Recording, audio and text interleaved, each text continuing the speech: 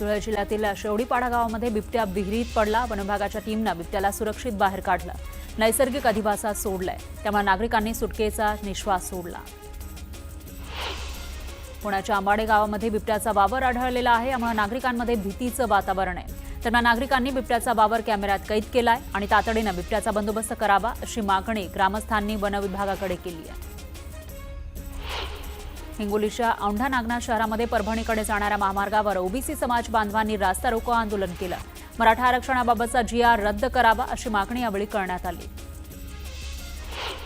बंजारा समाजाला भटके विमुक्त प्रवर्गातून काढून आदिवासी प्रवर्गामध्ये समाविष्ट करून घ्यावं, या मागणीसाठी नांदेड जिल्ह्यातील हदगाव इथं मोर्चा काढण्यात आला। तात्काळ याबाबत सरकारने निर्णय घ्यावा अशी मागणी आंदोलकांनी केली। परभणी जिल्हाधिकारी कार्यालयासमोर बंजारा समाजाने आंदोलन केलं। ST प्रवर्गातून आंदोलन देण्याची मागणी करण्यात आली, तर बंजारा समाजाला हैदराबाद गॅझेट लागू करण्याची मागणीही करण्यात आली। मनमाडमध्ये प्रहार संघटनेच्या नेतृत्वात पंचायत समितीसमोर मोर्चा काढण्यात आला। कांद्याच्या दरात घसरण झाली आहे, यामुळे कांदा उत्पादक शेतकऱ्यांनी नाराजी व्यक्त केली। यावेळी शेतकऱ्यांनी प्रांताधिकाऱ्यांच्या दालनात कांदे ओतून विरोध केला। जळगाव जिल्हाधिकारी कार्यालयासमोर मवियाच्या पदाधिकाऱ्यांनी आंदोलन केलं। आंदोलनातून जनसुरक्षा कायद्याला विरोध करण्यात आला। तातडीने जनसुरक्षा कायदा मागे घ्यावा अशी मागणी करण्यात आली। दरम्यान मविया पदाधिकाऱ्यांनी जोरदार घोषणाबाजी केली। अकोल्यामध्ये आदिवासी समाजाने आंदोलन केलं। बंजारा समाजाच्या ST प्रवर्गातून आरक्षण देण्याच्या मागणीला विरोध केलाय। यावेळी आंदोलकांनी जिल्हाधिकाऱ्यांना निवेदनही दिलं। जनसुरक्षा विधेयकाविरोधात जनसुरक्षा संघर्ष समितीचं राज्यव्यापी आंदोलन सुरू आहे। मुंबईतील शिवाजी पार्कमध्ये जनसुरक्षा विधेयक रद्द करण्याच्या मागणीसाठी आंदोलन करण्यात आलं। यामध्ये शिवसेना UBTचा सक्रिय सहभाग होता। जनसुरक्षा कायद्याविरोधात सोलापुरात मोर्चा काढण्यात आला। मवियाच्या वतीनं सोलापुरातील डॉ. बाबासाहेब आंबेडकर चौक ते पूनम गेटपर्यंत मोर्चा काढत जनसुरक्षा विधेयक रद्द करावं अशी मागणी करण्यात आली। जनसुरक्षा विधेयकाविरोधात महाविकास आघाडी एकवटलेली आहे। चिपळूण विभागीय अधिकाऱ्यांना निवेदन देत महाविकास आघाडीकडून कायद्याला विरोध दर्शवण्यात आला। डहाणूमध्ये जनसुरक्षा कायद्याविरोधात आंदोलन करण्यात आलं। यावेळी मार्क्सवादी कम्युनिस्ट पार्टीच्या कार्यकर्त्यांनी तातडीनं कायदा मागे घेण्याची मागणी केली। दरम्यान जोरदार घोषणाबाजीही करण्यात आली। बुलढाण्यामध्ये मवियानं जनसुरक्षा कायद्याविरोधात आंदोलन केलं। जनसुरक्षा कायदा तातडीनं मागे घेण्याची मागणी आंदोलनातून करण्यात आली। शरद पवारांच्या राष्ट्रवादीचे प्रदेशाध्यक्ष शशिकांत शिंदे यांच्या नेतृत्वात हे आंदोलन करण्यात आलं।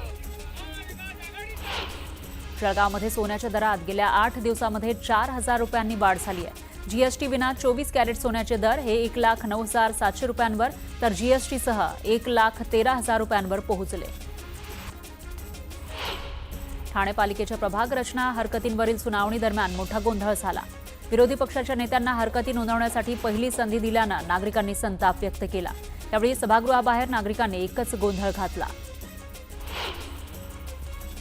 ठाण्यामध्ये प्रभाग रचनेवरून वातावरण तापलंय। ठाणे पालिकेमध्ये हरकतींची आज पालिकेत सुनावणी झाली, तर सुनावणीच्या प्रक्रियेमध्ये उघडपणे दुहेरी निकष दिसून आल्यानं भाजपच्या कार्यकर्त्यांनी विरोध केला। रांजणगाव MIDC पोलीस स्टेशनच्या हद्दीमध्ये परराज्यातून काम करण्यासाठी आलेल्या कामगारांचे मोबाईल चोरून नेणाऱ्या 2 आरोपींना पोलिसांनी अटक केली आहे। कारवाईमध्ये 1,05,000 रुपये किमतीचे 8 मोबाईल जप्त केले। पुणे जिल्हा परिषदेचे माजी अध्यक्ष देवराम लांडे यांच्या वाढदिवसानिमित्त जुन्नर शहरात काढण्यात आलेल्या मिरवणुकीदरम्यान अपघात झाला। डीजेच्या वाहनाचा ब्रेक फेल झाला, त्यामुळे ढोल ताशा पथकातील 4 ते 5 वाहनांना या वाहनानं चिरडलं। यामध्ये 21 वर्षीय तरुणाचा उपचारादरम्यान मृत्यू झाला। वर्ध्यातील गणेश नगरात शॉर्ट सर्किटमुळे घराला आग लागली। या आगीमध्ये घरगुती साहित्य जळून खाक झालं। दरम्यान अग्निशमन दलाच्या जवानांनी ही आग विझवली। मावळच्या वडगाव परिसरामध्ये एका विद्यार्थिनीला शाळेतून घरी सोडल्याच्या कारणावरून वाद झाला। यामध्ये एका तरुणावर गोळीबार करण्यात आला। या प्रकरणात गुन्हा दाखल करण्यात आलाय। जालन्यामध्ये वाहतूक पोलिसांनी तब्बल 30 अल्पवयीन वाहन चालकांवर कारवाई केली आहे। पोलिसांनी पालकांना बोलावून वाहन चालवण्याबाबत समज दिली। यापुढे वाहन चालवताना कठोर कारवाईचा इशारा पोलिसांनी दिलाय। धाराशिवच्या उमरगा ते सोलापूर महामार्गावर रुग्णवाहिकेनं पेट घेतला। आगीत रुग्णवाहिका जळून खाक झाली। सुदैवाने यामध्ये कोणतीही जीवितहानी झाली नाही। आगीचं कारण मात्र समजू शकलेलं नाही। बीडमध्ये आणखी एक हुंडाबळीची घटना समोर आली आहे। सोनाली बनवे या नवविवाहितेचा विहिरीमध्ये मृतदेह आढळला। विहिरीत आढळलेल्या सोनालीच्या मृतदेहावर अनेक जखमा आहेत। हुंड्यासाठी सासरच्या लोकांकडून वारंवार जाच केला जात होता अशी माहिती समोर आली आहे। 12 सप्टेंबर रोजी सीपी राधाकृष्णन उपराष्ट्रपती पदाची शपथ घेणार आहेत। राष्ट्रपती भवनामध्ये 12 सप्टेंबरला सकाळी 10:05 शपथविधी पार पडणार आहे। शिवसेनेची मुख्य कार्यकारी समिती जाहीर झाली आहे। मुंबई पालिका निवडणुकीच्या पार्श्वभूमीवर समिती जाहीर करण्यात आली आहे। या समितीमध्ये पक्षाचे मुख्य नेते एकनाथ शिंदे यांच्यासह 21 प्रमुख नेत्यांचा समावेश आहे।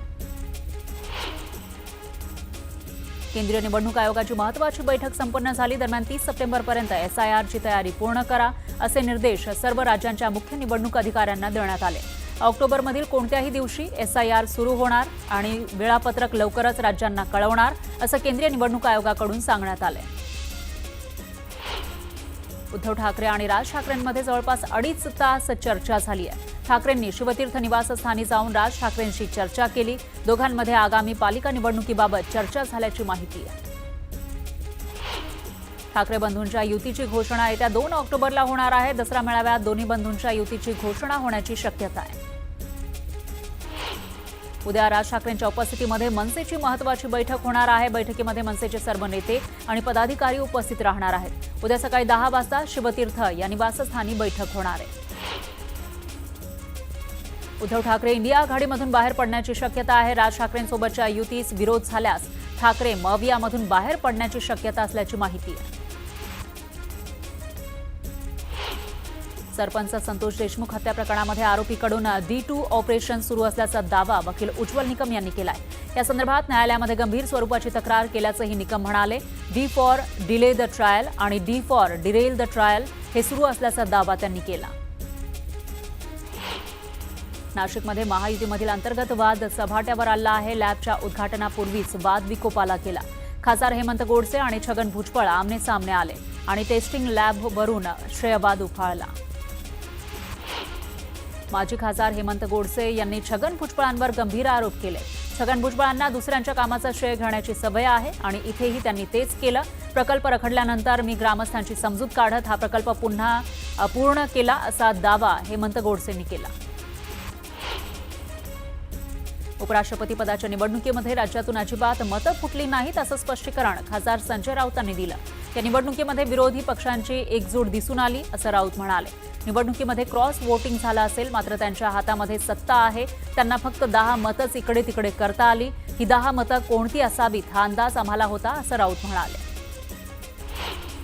शिवसेना नेत्यांनी महाराष्ट्रातील मतं फुटल्याचा केलेला दावा संजय राऊतांनी फेटाळला। तुम्ही विकला गेला, शरण गेलात आणि जे निष्ठावंत आहेत त्यांच्यावर शिंतोडे उडवताय असं राऊत म्हणाले। फार शहाणपणा करू नका, नाहीतर नेपाळमध्ये जे झालं ते महाराष्ट्रामध्ये तुमच्या बाबतीत व्हायला वेळ लागणार नाही असा थेट इशारा राऊतांनी दिला। एनडीएचे मित्रपक्ष त्यांच्या सोयीनुसार बदलतात असा आरोप खासदार सुप्रिया सुळेंनी केला। गुप्त मतदानामध्ये कुठली मतं फुटली हे सत्ताधाऱ्यांना कसं कळलं? मवियाचीच मतं फुटली हे कशावरून असे प्रश्न सुळेंनी विचारले। शिर्डीमध्ये सुजय विखे यांचे बॅनर फाडल्याच्या प्रकरणात मोठा ट्विस्ट आलाय। पोलीस तपासामध्ये फिर्यादीच आरोपी असल्याचं निष्पन्न झालं।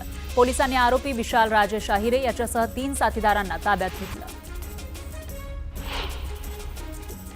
सुनील तटकरे यांच्यावर चिखलफेक करून स्वतःची पोळी भाजण्याचं काम विरोधक करतायत असा हल्लाबोल सुधाकर घारेंनी केला। तर सुनील तटकरेंनी उलट्या मार्गाचं राजकारण कधीच केलं नाही असं म्हणत महेंद्र दळवींनी केलेल्या आरोपांचं त्यांनी खंडन केलं। कापसावरील आयात शुल्क हटवल्याच्या केंद्र सरकारच्या निर्णयामुळे देशांतर्गत कापूस उत्पादक शेतकऱ्यांवर दर घसरण्याचं संकट निर्माण झालंय। त्यातच सीसीआयच्या निविदा प्रक्रियेतील जाचक अटींविरोधात देशभरातील 4000 जिनर्सपैकी 98% जिनर्सनी बहिष्कार टाकलेला आहे। त्यामुळे कापसाची कोंडी होण्याची भीती व्यक्त केली जाते। शेतकऱ्यांच्या कर्जमाफीसाठी नांदेडमधील सामाजिक कार्यकर्त्यांना मुख्यमंत्री देवेंद्र फडणवीस यांना रक्तानं पत्र लिहिलंय। लक्ष्मीकांत कदम असं या सामाजिक कार्यकर्त्याचं नाव आहे। कर्जमाफीची तात्काळ अंमलबजावणी करा अशी मागणी या पत्रातून करण्यात आली आहे। जालना खामगाव रेल्वे मार्गासाठी केंद्र आणि राज्य सरकारनं प्रत्येकी 50% निधीची तरतूद केली आहे। मात्र नीती आयोगाकडून तरतूद केलेला निधी अजूनही मिळालेला नसल्यानं रेल्वेचं काम रखडलंय असा आरोप रेल्वे संघर्ष समितीनं केला। वाशिमच्या कारंजामध्ये भोंदूबाबानं एका व्यावसायिकाला संमोहित करून सोन्याची अंगठी लंपास केली।